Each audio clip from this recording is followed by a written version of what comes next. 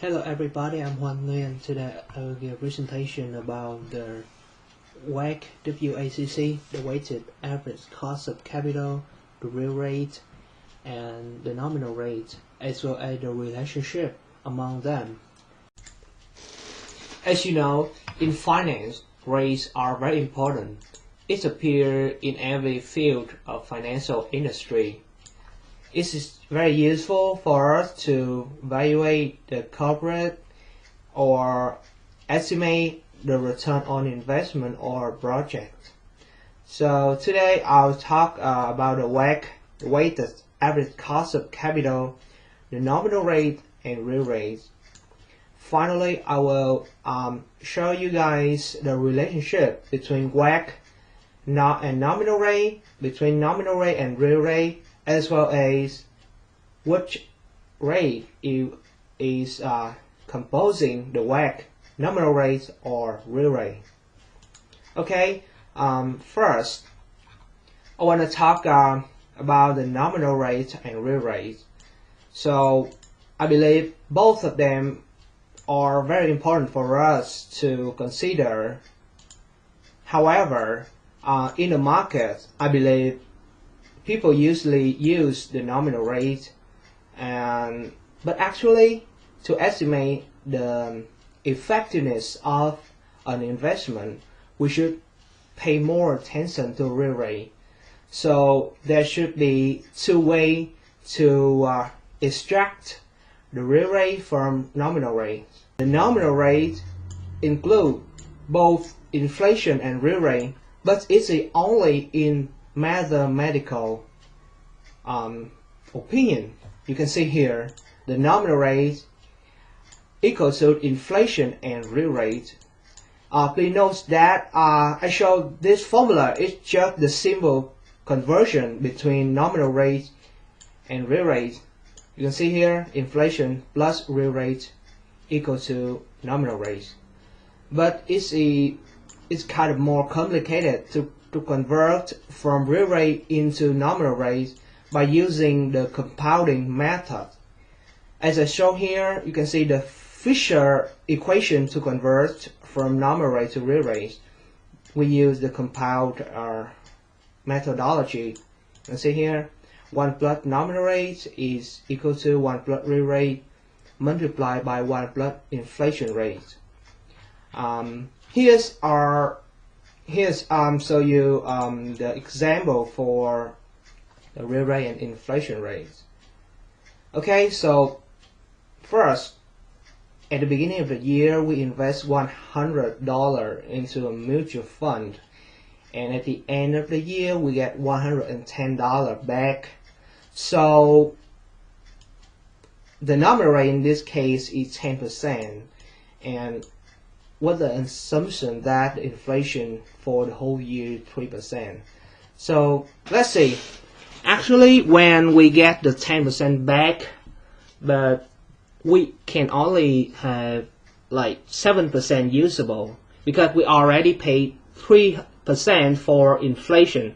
It goes away from your 10%. Based on the two methods above to calculate the real rate, you can see here a real rate should be 7% based on the simple method.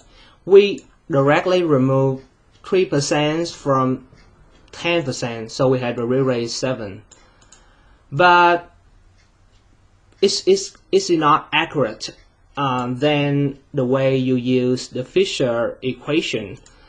Directly from here, 1 plus nominal rate, I apply into this case, so we have the real rate is equal to 1.1 is 1 plus 10% divide 1.03 is 1 plus 3% is the inflation, and I subtract 1.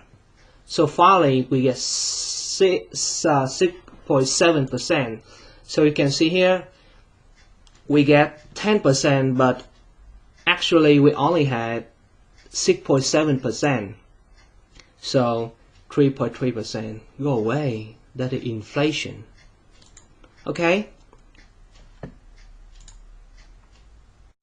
Before moving on to WACC, I want to confirm again that I believe the real rate is much more important than the nominal rate because the real rate already removes inflation from our return, and the result is more accurate, more real, and the money we get back are really usable than the nominal money we get from the return on that investment.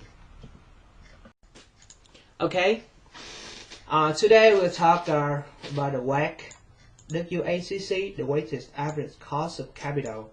I believe you guys already know much about this one, but now today I want to make a real quick review about the WACC, and based on that I will figure out the relationship between WACC and nominal rates as well as real rate.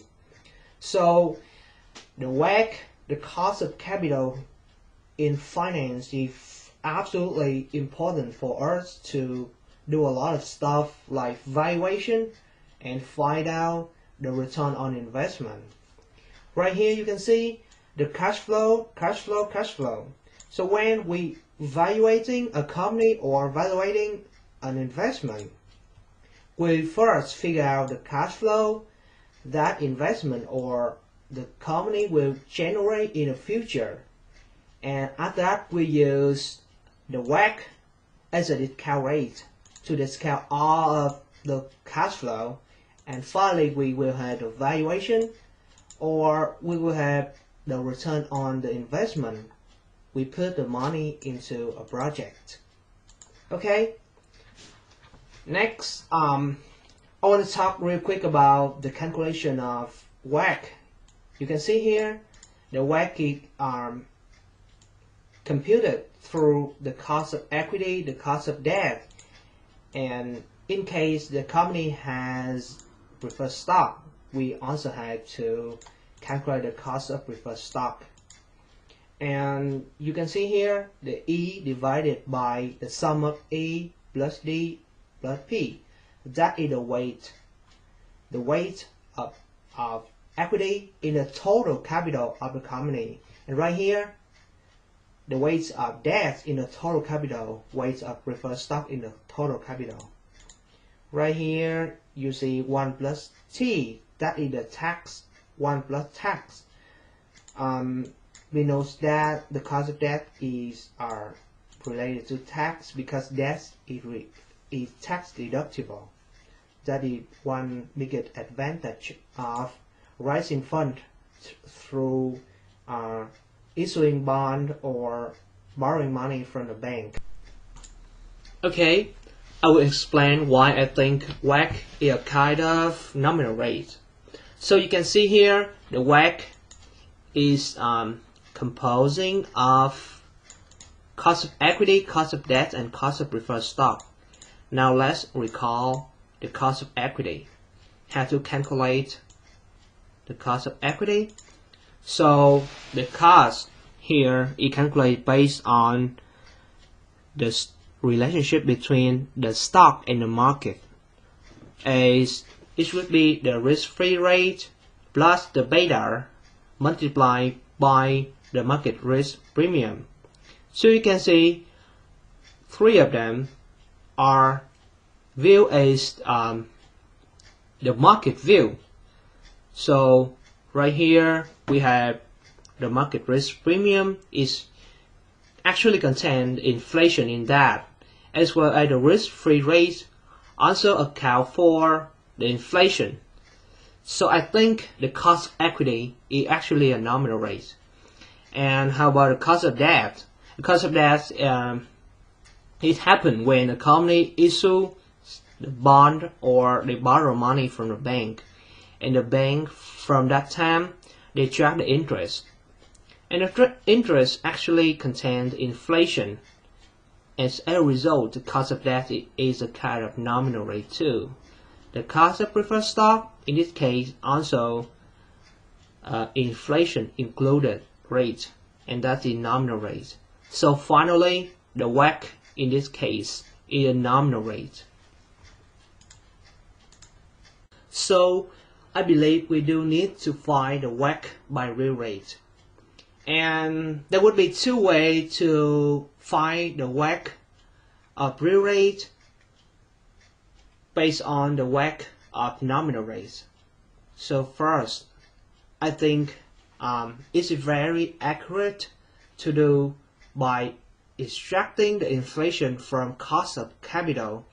I mean, every cost of capital inside the WACC of nominal rate. Based on that way, we have to remove the inflation out of the cost of equity.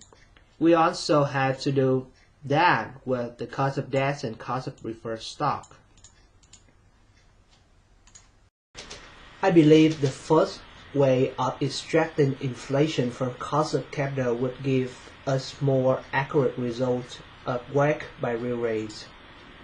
As you know, we will remove the inflation from every single cost in the WACC, and after that we calculate the WACC by the real rate cost of capital, and finally we will have the WACC by real rate.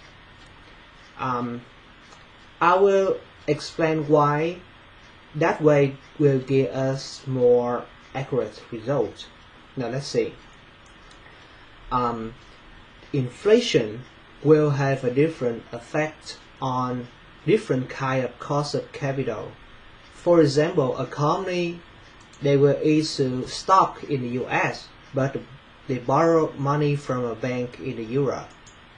It's obvious that the cost of equity will have the US inflation, but the cost of debt, which is the interest the company had to pay to the bank in Europe, is including the inflation in Europe.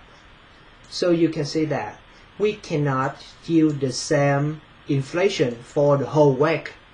We have to break it down, and one by one we remove different kind of inflation, and finally we sum all of them, and we will have the real rate of WACC in a very accurate way.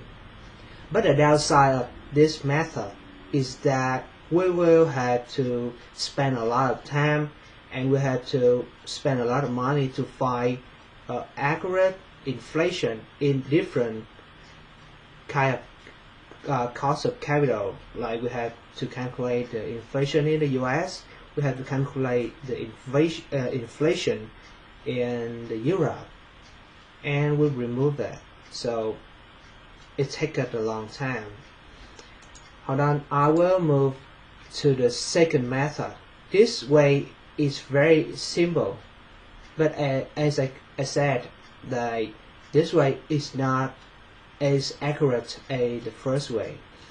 So we calculate the WACC in real rate by remove inflation from the WACC in nominal rate by the following formula. It's exactly the same method as the Fisher equation I mentioned above. For example, if the WACC we calculate in 10% and we estimate the inflation for all cost of capital, right here, the estimated inflation for all cost of capital. Maybe we can use the weighted average way, or we can use the average, and we can use the estimate for the future or the moving average. So we can use many ways to estimate the inflation for the WACC nominal rate. So based on the formula, we can calculate the WACC in real rate by 1 plus the WACC in nominal divided by 1 plus inflation, and after all we subtract 1 and we will have the WACC in real rate. Okay, eventually I believe that the WACC in real rate is absolutely important for us to know the real return on investment, or the real return on acquisition. Okay, thank you for hearing me. I'm so sorry for any inconvenience in listening to me because of my pronunciation or something. Okay, thank you for listening.